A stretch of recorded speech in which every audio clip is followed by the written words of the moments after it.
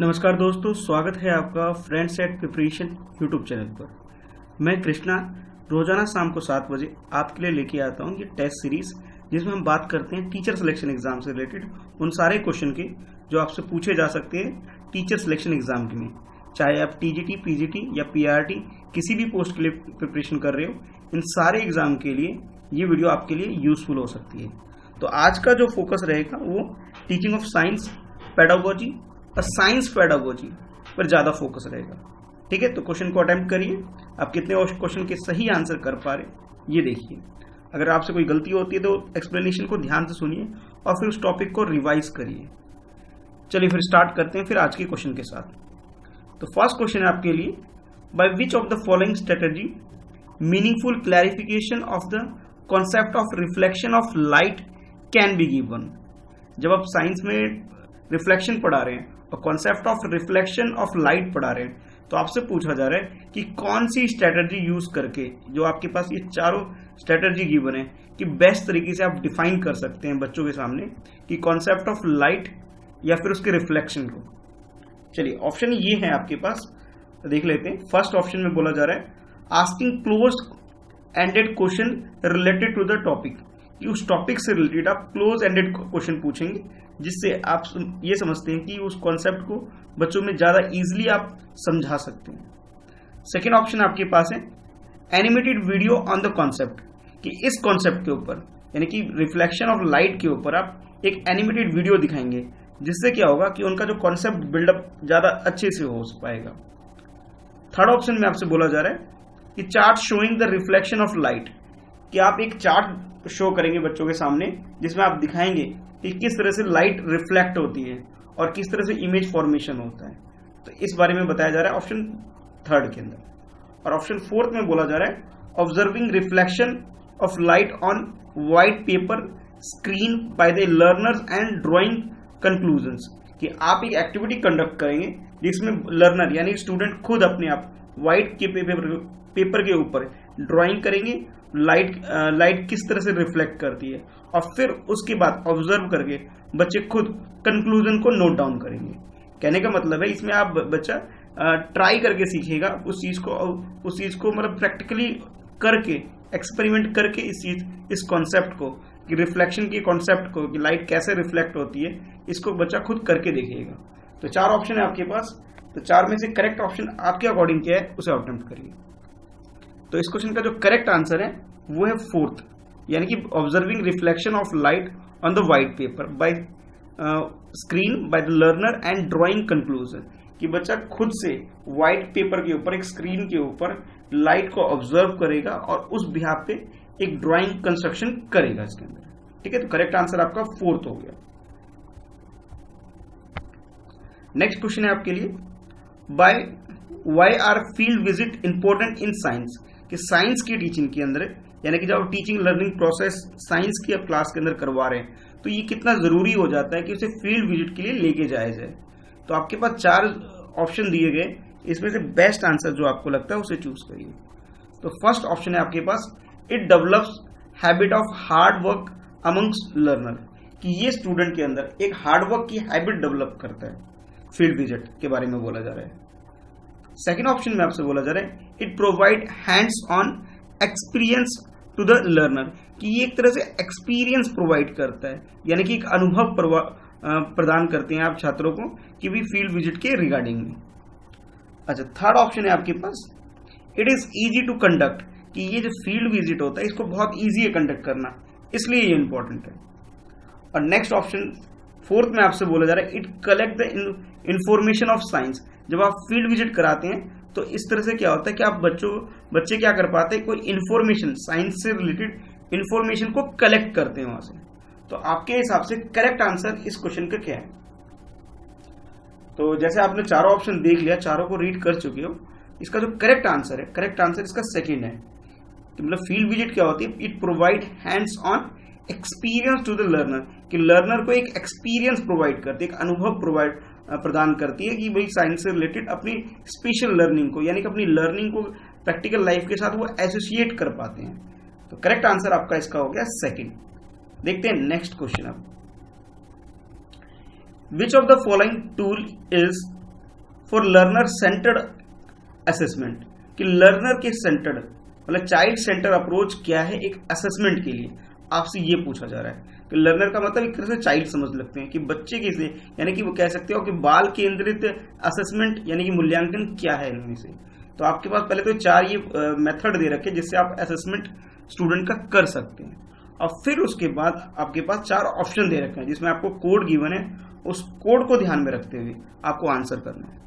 तो first method है आपके पास, यानी ए मेथड है आपके पोर्टफोलियो, बी है आपके पास कॉन्सेप्ट मैपिंग, सी है आपके पास पेपर पेंसिल टेस्ट, और डी है आपके पास जनरल राइटिंग। तो ये 4 मेथड आपको दे रखे हैं। इस 4 मेथड में से आपको क्या लगता है कि भी चाइल्ड सेंटर्ड अप्रोच या फिर लर्नर सेंटर्ड अप्रोच या लर्नर सेंटर असेसमेंट कौन कौन से हैं इसके अंदर। तो फर्स्ट ऑप्शन है आपके पास B, C and D. B, C और डी के अंदर ये चाइल्ड सेंटर अप्रोच यूज किया गया है।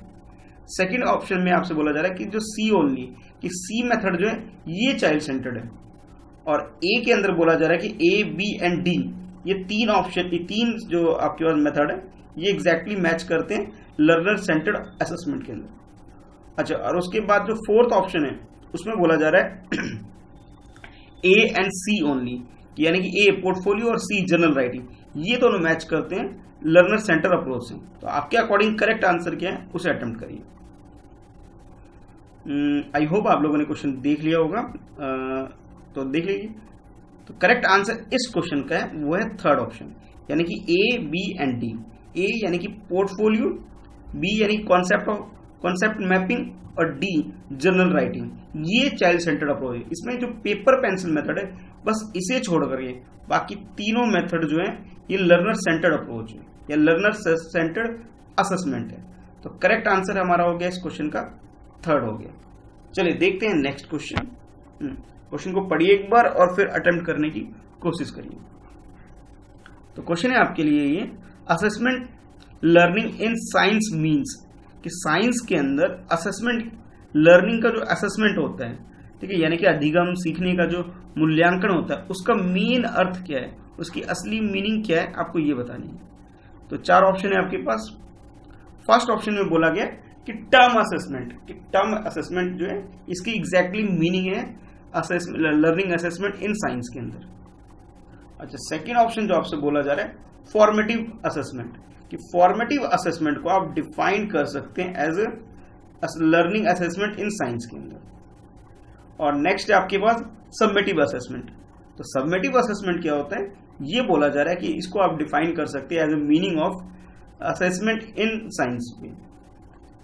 और लास्ट ऑप्शन है आपके पास सेल्फ असेसमेंट, कि सेल्फ असेसमेंट अगर आप कर पाते हैं, एज ए स्टूडेंट कर पाता है, ये बेस्ट असेसमेंट है, यानी कि इसको आप एज ए डिफाइन कर सकते हैं असेसमेंट लर्निंग इन साइंस का जो मीनिंग है, इसका एग्जैक्ट मीनिंग जो है वो सेल्फ असेसमेंट है। तो 4 ऑप्शन क्या है इसके अंदर, ये 4 ऑप्शन इसके अंदर आपके पास है, आपको सही आंसर पिक करना है इसके अंदर। तो करेक्ट आंसर इसका 4 है।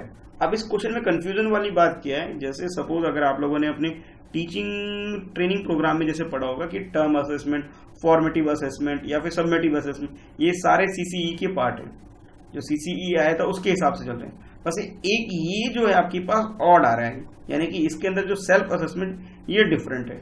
डिफरेंट क्यों, इसमें ये बोला जा रहा है कि साइंस को आप लर्निंग असेसमेंट उसके अंदर जब भी आप बेस्ट मान सकते हैं जब बच्चा खुद अपने आप को असेस कर पा रहा है कि पहले उसने मतलब मान लीजिए 10 में से 9 चीजें सीखी उसने, ठीक है, तो या फिर 3 चीजें सीखी, अब उसे लग रहा है कि कुछ 5 या 6 चीजें और एक्स्ट्रा सीख ली, तो यानी कि वो बच्चा खुद अपने आप को इवेलुएट कर पा रहा है कि भी मैं जो मेरी प्रीवियस नॉलेज थी और जो लर्निंग के आफ्टर मेरी जो नॉलेज है उनके अंदर कुछ चेंजेस है, मतलब इट मीन्स उसके बिहेवियर में कुछ चेंज है। तो वो जो चेंज इन बिहेवियर आ रहा है आफ्टर लर्निंग दैट टॉपिक, तो वो बच्चा अपने आप को जब वो असेस करने में मतलब कैपेबल हो पा रहा है, तो इट मीन्स इसको हम बेस्ट तरीके से डिफाइन कर सकते हैं कि असेसमेंट लर्निंग इन साइंस। ठीक है, तो करेक्ट आंसर जो आपका हो गया इसका 4th हो गया। चलिए देखते हैं नेक्स्ट क्वेश्चन। नेक्स्ट क्वेश्चन एक केस स्टडी बेस्ड है, इसलिए ध्यान से पहले एक बार पढ़ लीजिए, हाँ थोड़ा एक बार देख लीजिए क्वेश्चन को, और फिर उसके बाद 4 ऑप्शन है आपके पास। तो करेक्ट इसमें जो पहले एक बार मैं समझा देता हूँ क्वेश्चन में एक्चुअली में पूछा क्या जा रहा है आपसे। क्वेश्चन ये है, Amrita is trying to set up an electric circuit, Amrita एक बच्ची है, स्टूडेंट है, वो एक इलेक्ट्रिक सर्किट को सेटअप करना चाह रही है। See run short of connective wires, अच्छा उसके पास क्या है कि वायर की शॉर्टेज है, वो सर्किट तो बनाना चाह रही है पर सर्किट बनाने के लिए उसके पास वायर की कमी है। तो आगे आपसे बोला जा रहा है following material can she use to complete the circuit, तो आप उसको कौन सा मटेरियल यूज करना चाहिए सर्किट को कंप्लीट करने के लिए। और जैसे आपसे बोला गया कि उसके पास वायर की कमी है, कि वायर की कमी है सर्किट को कंप्लीट करने में, तो आप इनमें से किस मटेरियल को यूज करें वायर को रिप्लेस करने के लिए जो वायर नहीं है उसके पास। तो आपके पास जो 4 ऑप्शन है वो कुछ इस तरह से है। फर्स्ट ऑप्शन आपके पास है रबर पाइप, ठीक है। सेकेंड ऑप्शन आपके पास है थिक थ्रेड, कोई मोटा धागा कह सकते हैं, थ्रेड यूज कर ले इसकी जगह। थर्ड ऑप्शन आपके पास है स्टील वायर, कि स्टील वायर यूज कर ले वो ज्यादा बेटर है। और लास्ट ऑप्शन है आपके पास है ग्रास रॉड, कि रॉड यूज कर ले वो ज्यादा अच्छी है मतलब सर्किट को कंप्लीट करने के लिए। तो आपके हिसाब से इस क्वेश्चन का आंसर यानी कि वायर के सब्स्टिट्यूट में अमृता को क्या यूज करना चाहिए आपको ये बताना है। तो चारों ऑप्शन आई होप आप लोगों ने देख लिया, क्वेश्चन समझ में आ गया होगा। अब अटेम्प्ट करिए इस क्वेश्चन को। तो इस क्वेश्चन का जो करेक्ट आंसर है वो है स्टील वायर। ये स्टील वायर है, ये ओनली इसके अंदर ऐसी चीज है जो कि इलेक्ट्रिसिटी का एक गुड कंडक्टर है, अदरवाइज रबड़ भी नहीं है, थिक थ्रेड भी नहीं है और ग्लास रॉड भी नहीं है, ठीक है। तो यानी कि जो करेक्ट आंसर जो आपका हो गया, करेक्ट आंसर इसका थर्ड हो गया, ठीक है। हिंदी में कहें तो सुचालक है, यानी कि गुड कंडक्टर है, अदरवाइज बाकी तो नहीं है। तो इसलिए करेक्ट आंसर इसका क्या हो गया, ये हो गया थर्ड, ठीक है। चलो देखते हैं नेक्स्ट क्वेश्चन। इस क्वेश्चन में आपसे पूछा जा रहा है कि identify the correct statement. 4 statement given है आपके पास और उसके हिसाब से आपको करेक्ट आंसर आइडेंटिफाई करना है। आप लोगों ने अपने पुराने टाइम में स्कूल डेज में ही पढ़ा होगा, तो हमारे पास 2 टाइप्स ऑफ मिरर होते हैं, कॉन्वेक्स होता है, कॉन्केव होता है। अगर आपके पास ये कॉन्वेक्स और कॉन्केव का कॉन्सेप्ट एकदम क्लियर है इमेज से रिलेटेड, तो इस क्वेश्चन को बहुत इजीली आप अटेम्प्ट कर सकते हैं, ठीक है। तो 4 ऑप्शन है आपके पास, इस 4 में से बेस्ट ऑप्शन जो भी लगता है आप उसे पिक करिए। चलिए देखते हैं स्टेटमेंट क्या क्या है, 1 बाय 1 चारों स्टेटमेंट को पढ़ लेते हैं। तो फर्स्ट स्टेटमेंट है आपके पास a convex mirror form erect as well as invert image, कि कॉन्वेक्स लेंस या फिर कॉन्वेक्स मिरर जो होता है वो किसी भी चीज को क्या कहते इरेक्ट कर देता है, और इरेक्ट करने के साथ साथ उसे इनवेक्ट भी कर देता है, इमेज के बारे में बोला जा रहा है, ठीक है। अच्छा सेकेंड ऑप्शन जो आपके पास है इसमें बोला जा रहा है कि अ कॉन्केव मिरर या फिर आप कॉन्केव लेंस की तरह भी यूज बोल सकते हो, कि कॉन्केव मिरर ऑलवेज फॉर्म है इरेक्ट मिरर, कि वो क्या करती है इरेक्ट मिरर क्रिएट करती है, कॉन्केव मिरर के बारे में बोला जा रहा है, ठीक है। और नेक्स्ट ऑप्शन जो आपके पास थर्ड है, थर्ड में बोला जा रहा है कि जो कॉन्केव मिरर है, a concave mirror form an erect as well as inverted image, कि कॉन्केव मिरर क्या करती है एक erect as well as converted image भी में मतलब आपको इसकी इमेज फॉर्मेशन करती है, ठीक है, ये बोला जा रहा है। और फोर्थ ऑप्शन में आपसे बोला जा रहा है कि कॉन्वेक्स मिरर ऑलवेज फॉर्म ए इन्वर्टेड इमेज। तो करेक्ट आंसर आपके अकॉर्डिंग क्या है आपको ये बताना है। 2 टाइप के लेंस है हमारे पास, एक कॉन्केव और कॉन्वेक्स, तो दोनों के हिसाब से आपको बताना है कि भी करेक्ट आंसर इसमें क्या है। एक बार क्वेश्चन को दोबारा पढ़ लीजिए, फिर दोबारा अटेम्प्ट कर लीजिए।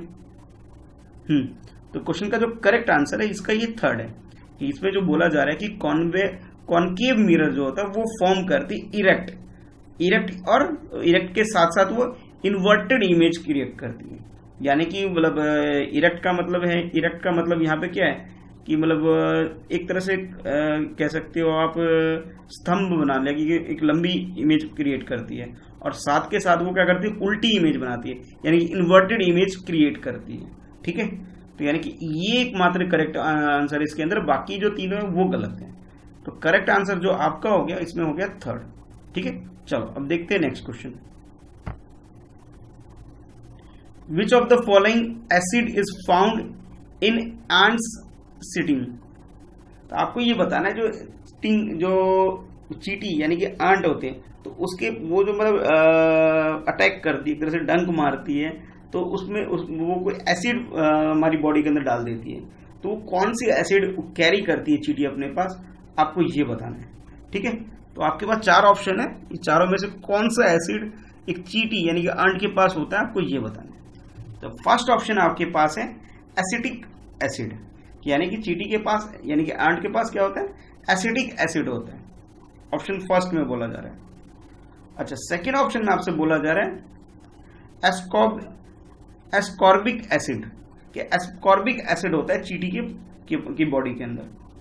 और नेक्स्ट ऑप्शन में जो है, थर्ड ऑप्शन में आपसे बोला जा रहा है फॉर्मिक एसिड, कि फॉर्मिक एसिड यूज करती है चींटी अपनी बॉडी के अंदर, जो कि जब किसी को डंक मारती है, काटती है, थोड़ा उसके बॉडी में डाल देती है।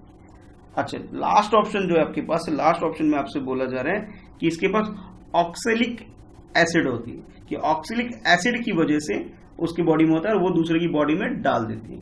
तो करेक्ट आंसर आपके अकॉर्डिंग क्या है, आप एक बार क्वेश्चन को अटेम्प्ट कर लीजिए। बिल्कुल फैक्चुअल क्वेश्चन है, फैक्ट बेस पे, एनसीईआरटी से, साइंस की बुक अगर आप पढ़ते हैं तो बहुत इजीली इसका आंसर कर पाएंगे। ठीक है, चलिए क्वेश्चन को अटेम्प्ट करिए। इस क्वेश्चन का जो करेक्ट आंसर है, करेक्ट आंसर आपका इसका थर्ड होगा, यानी कि चींटी के जो बॉडी के अंदर है, उसको किसी को डंक मारती है, काटती है, तो क्या डालती है, फॉर्मिक एसिड डालती है। ठीक है, तो करेक्ट आंसर आपका हो गया फॉर्मिक एसिड, यानी कि थर्ड ऑप्शन करेक्ट है इसके अंदर। ठीक है, चलिए देखते हैं अब नेक्स्ट क्वेश्चन।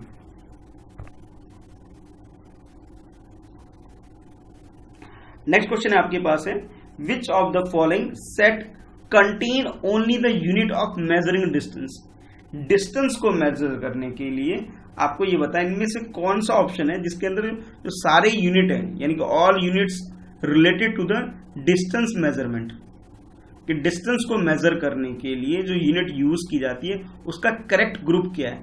करेक्ट ग्रुप का मतलब है कि उसके अंदर जितने भी यूनिट है वो सारे यूज किए जाते हैं मेजरमेंट करने के लिए डिस्टेंस को। डिस्टेंस यानी दूरी को आप बोल सकते हो, मापने के लिए। तो फर्स्ट ऑप्शन जो आपके पास है वो है, फर्स्ट ऑप्शन में बोला जा रहा है मीटर, हर्ट्ज, क्यूबिट। ये 3 यूनिट आपको दी गई है ऑप्शन 1 के अंदर। ऑप्शन 2 के अंदर आपके पास जो दिया गया वो दिया गया है metre, light year and hertz. ठीक है, अच्छा नेक्स्ट ऑप्शन थर्ड में आपको दिया गया है, इसके अंदर दिया गया क्यूबिट, ईयर, लाइट ईयर, ये दिया गया आपके पास थर्ड ऑप्शन। और लास्ट ऑप्शन जो आपके पास है, लास्ट ऑप्शन में आपसे बोला गया है कि cubit, metre and light year, ये 3 यूनिट है जो कि हम यूज करते हैं डिस्टेंस को मेजर करने के लिए। तो आपके अकॉर्डिंग करेक्ट आंसर इसका क्या है, अटेम्प्ट करिए इस क्वेश्चन को। तो इस क्वेश्चन का जो करेक्ट आंसर है वो आंसर है फोर्थ। कैसे आप समझ लेते हैं, जैसे फर्स्ट वाला देख लेते हैं। तो फर्स्ट वाले में गलती क्या होगी, हर्ट्ज जो डाल दिया, हर्ट्ज डिस्टेंस का यूनिट नहीं होती, बाकी मीटर और क्यूबिट को आप यूज कर सकते हैं। सेकंड में क्या बोला गया, सेकंड में अगेन हर्ट्ज गलत डाल दिया गया है। अदरवाइज ये लाइट ईयर भी यूज करते हैं और मीटर भी यूज करते हैं हम डिस्टेंस को मेजरमेंट करने के लिए। और थर्ड ऑप्शन को अगर आप देखें तो इसमें क्यूबिट तो ठीक है, करेक्ट है, लाइट ईयर भी करेक्ट है, बट ईयर कोई मेजरमेंट का यूनिट नहीं होता। ठीक है, ईयर नहीं होता बल्कि लाइट ईयर होता है। कि जैसे हमारे स्पेस की बात करें, जैसे कोई भी मून कह लो या फिर कोई भी अलग अदर जो गैलेक्सीज है हमारी गैलेक्सीज, तो उसका जो डिस्टेंस हम लोग मेजर करते हैं वो मेजर करते हैं लाइट ईयर में मेजर करते हैं। ठीक है, ईयर कोई भी यूनिट नहीं होती। ठीक है, डिस्टेंस के अगर हम कंटेक्स्ट में अगर बात कर रहे हैं तो यानी कि यहाँ भी गलती होगी। और फोर्थ ऑप्शन जो है इसके अंदर सारे यूनिट जो दिए गए आपको, क्यूबिट दिया हुआ है, मीटर दिया हुआ है, लाइट ईयर दिया हुआ है, ये सब के सब क्या है, डिस्टेंस मेजर करने की यूनिट्स हैं। तो करेक्ट आंसर जो आपका हो गया वो हो गया फोर्थ हो गया। ठीक है, चलो अब देखते हैं नेक्स्ट क्वेश्चन। ये भी एक जो क्वेश्चन है वो केस स्टडी बेस्ड है। ठीक है, मतलब किसी बच्चे की प्रैक्टिकल प्रॉब्लम जो जब आप साइंस टीचिंग करेंगे या फिर ईवीएस टीचिंग करेंगे, क्लासरूम के अंदर एंटर करेंगे, तो ये क्वेश्चन इस टाइप की सिचुएशन आप फेस करते रहेंगे, तो उसको डील करने से पहले वो चेक करने के लिए आपके सामने केस स्टडीज को रखा जाता है। तो केस स्टडी काफी इंपॉर्टेंट होता है। चलो देखते हैं इस क्वेश्चन में क्या पूछा जा रहा है आपसे, पहले उसे पढ़ते हैं फिर समझते हैं। तो क्वेश्चन कुछ इस तरह से आपके पास है, Sameer roll his marble on 3 different surface spread out on a no or taut telephonic seat. जो समीर है उसके पास मार्बल है, ठीक है, और उसे 3 डिफरेंट काइंड ऑफ सरफेस के ऊपर उसे रोल करते हैं। ठीक है, और जो रोल करने के बाद उसके कुछ अलग अलग जो भी रिजल्ट आ सकते हैं उसके, तो उसके बारे में आपसे पूछा जा रहा है। जो क्या नाम है, ये जो सेलफोन शीट पे यूज कर रहा है, कारपेट पे यूज कर रोल कर रहा है और न्यूज़पेपर पर रोल कर रहा है। ठीक है, सेलफोन शीट, कारपेट और न्यूज़पेपर पे। अब आपसे पूछा जा रहा है कि the force of the friction action of the on the marble in the increasing order, कि आपको ये बताना है ये जो थ्री जो ऑब्जेक्ट जिसके ऊपर वो मार्बल को रोल कर रहा है, मतलब सेलफोन के ऊपर, सेलफोन शीट के ऊपर, कारपेट के ऊपर और न्यूज़पेपर के ऊपर, इन तीनों को इसके फ्रिक्शन के अकॉर्डिंग, ठीक है, फोर्स ऑफ फ्रिक्शन के अकॉर्डिंग, जिस तरह से फोर्स ऑफ फ्रिक्शन एक्ट कर रहा है उसकी एक्ट के हिसाब से आपको बताना है कि मार्बल इंक्रीजिंग ऑर्डर में किस पे रहेगा, फ्रिक्शन के अकॉर्डिंग बताना है। ठीक, तो चार ऑप्शन है आपके पास है, इन चार ऑप्शन में से फ्रिक्शन के अकॉर्डिंग, फ्रिक्शन यानी कि आप हिंदी में बोल सकते हो तो आप जैसे जिससे रुकता है, जैसे घर्षण बोल सकते हो हिंदी में, जिससे उसके घर्षण बल के हिसाब से आप उसको मतलब ऑर्डर में आपको अरेंज करना है। ठीक है, तो फर्स्ट ऑप्शन आपके पास है सेलफोन शीट, पहले नंबर पे डाला गया, सेकंड नंबर पे डाला गया कारपेट, और थर्ड ऑप्शन, थर्ड ऑर्डर में इसी में डाला गया है न्यूज़पेपर, कि ये इनके क्या नाम है फ्रिक्शन के अकॉर्डिंग से अरेंज इस तरह किया गया है ऑप्शन 1 के अंदर। ऑप्शन सेकंड में बोला गया कि न्यूज़पेपर को पहले मतलब पहली रैंक दी गई है या सबसे ज्यादा दिया गया, उसके बाद बोला सेलफोन शीट और नेक्स्ट लास्ट में बोला गया कारपेट। ठीक है, अच्छा थर्ड ऑप्शन जो आपके पास है, थर्ड ऑप्शन में आपके पास है न्यूज़पेपर, कारपेट, सेलफोन शीट, ये इस ऑर्डर में आपको दिया गया है। अच्छा फोर्थ ऑप्शन जो है आपके पास, फोर्थ ऑप्शन में ये बोला जा रहा है कि सेलफोन शीट पहले, उसके बाद न्यूज़पेपर और फिर कारपेट, इस ऑर्डर में बोला गया आपके, अगर आप ये बात करें फ्रिक्शन के अकॉर्डिंग। ठीक है, फोर्स ऑफ फ्रिक्शन के अकॉर्डिंग जो मार्बल इंक्रीजिंग ऑर्डर में जो रिएक्ट कर रहा है उस हिसाब से आपको बताना था। ठीक है, तो फोर्थ ऑप्शन आपको बता दिया गया कि सेलफोन शीट पहले, फिर उसके बाद न्यूज़पेपर और उसके बाद है कारपेट। तो करेक्ट आंसर आपके अकॉर्डिंग क्या है इस क्वेश्चन का, वो बताइए। तो इस क्वेश्चन, आई होप आप लोगों ने क्वेश्चन समझ लिया होगा, पढ़ लिया होगा क्वेश्चन को। इस क्वेश्चन का जो करेक्ट आंसर है, करेक्ट आंसर इसका फोर्थ है, यानी कि सेलफोन शीट को आप फर्स्ट प्लेस पे रख सकते हैं, उसके बाद न्यूज़पेपर को रख सकते हैं, देन आफ्टर उसके बाद कारपेट को, यानी कारपेट को सबसे लास्ट में रख सकते हैं। ठीक है, तो करेक्ट आंसर इसका फोर्थ हो गया। चलिए अब देखते हैं नेक्स्ट क्वेश्चन। नेक्स्ट क्वेश्चन आपके पास कुछ इस तरह से है, which of the following is not a by product of petroleum, कि पेट्रोलियम का बाय प्रोडक्ट इनमें से कौन सा नहीं है, नॉट बोला गया है। ठीक है, जो बाय प्रोडक्ट पेट्रोलियम का नहीं है आपको ये बताना है। तो एक एक करके चार ऑप्शन देख लेते हैं, चारों में से आपके पास जो भी है आपको जो लग रहा है कि पेट्रोलियम का बाय प्रोडक्ट नहीं है उसको चूज करना है। तो फर्स्ट ऑप्शन आपके पास है लुब्रिकेटिंग ऑयल। ठीक है, फर्स्ट ऑप्शन है। सेकेंड ऑप्शन आपके पास है पैराफिन वैक्स, जिसे बोला जाए कि पेट्रोलियम का बाय प्रोडक्ट नहीं है, ये बोला जा रहा है सेकेंड ऑप्शन में। थर्ड ऑप्शन में आपसे बोला जा रहा है कोक, कि कोक जो है वो पेट्रोलियम का बाय प्रोडक्ट नहीं है। और लास्ट ऑप्शन आपसे बोला जा रहा है बिटुमेन, आप इसे बोल सकते हैं, बिटुमेन जो होता है जो रोड वगैरह बनाने में यूज होता है, उसके बारे में बोला जा रहा है फोर्थ ऑप्शन के अंदर। तो करेक्ट आंसर आपका क्या है, चार ऑप्शन आपके पास यही है, लुब्रिकेटिव ऑयल, सेकंड आपसे बोला गया कि पैराफिन वैक्स बोला गया, थर्ड में बोला गया कोक, और फोर्थ में बोला गया आपका बिटुमेन। तो ये चार ऑप्शन थे आपके पास, चारों में से जो इसके पेट्रोलियम के बाय प्रोडक्ट नहीं है आपको वो बताना है, बाय प्रोडक्ट वाले नहीं, इसके अपोजिट जो बाय प्रोडक्ट नहीं है वो बताना है। तो इस क्वेश्चन का जो करेक्ट आंसर है, करेक्ट आंसर इसका थर्ड यानी कि कोक हो गया। तो कोक जो है वो पेट्रोलियम का बाय प्रोडक्ट नहीं है। ठीक है, तो करेक्ट आंसर इसका थर्ड हो गया। तो इस वीडियो में इतना ही था, ये कुछ क्वेश्चन थे जो मैंने आपकी प्रैक्टिस के लिए आज की वीडियो में लेके आए। आई होप आपको ये वीडियो पसंद आई होगी, तो वीडियो को लाइक करना ना भूलें और अपने फ्रेंड्स में इस वीडियो को ज्यादा से ज्यादा शेयर करें। ठीक है, ताकि जिस तरह से आप इस वीडियो को यूटिलाइज करें, आपके फ्रेंड भी इसे यूटिलाइज कर सके। तो ज्यादा से ज्यादा इस वीडियो को शेयर करें। अगर चैनल पर नए हैं तो इसे सब्सक्राइब जरूर कर लें। ठीक है, ताकि आपको आने वाली हर लाइव क्लास की नोटिफिकेशन मिल सके। आज सुबह मैं आप लोगों के लिए पूरे वीक का करंट अफेयर लेके आया था सुबह 7 बजे।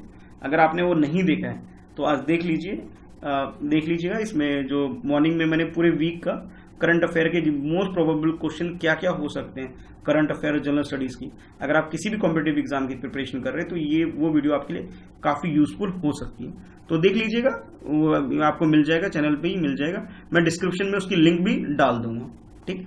चलिए ठीक है, आज के लिए इतना ही। मिलते हैं फिर नेक्स्ट वीडियो में कल शाम को 7 बजे टीचर सिलेक्शन एग्जाम की वीडियो में, और सुबह 7 बजे मैं डेली लेके आता हूँ आपके लिए करंट अफेयर की वीडियो।